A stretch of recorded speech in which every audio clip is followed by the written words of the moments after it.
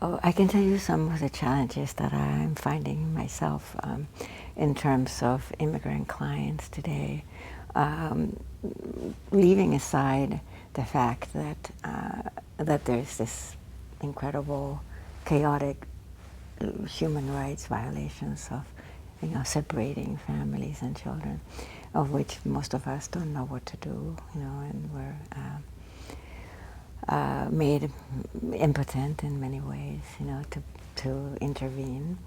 I think that we need to be aware that those, public knowledges are affecting undocumented immigrants on the ground. People who've been here for a long time, and now they feel threatened. They feel threatened to the point that they don't go for services.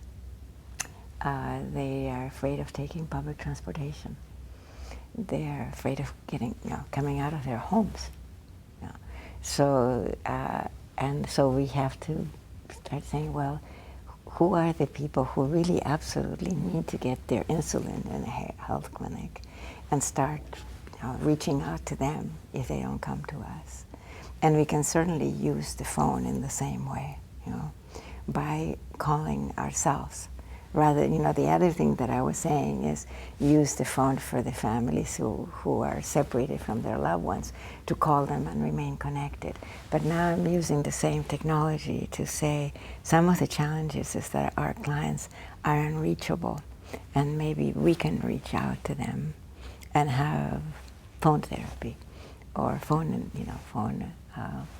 participation in their lives in some way.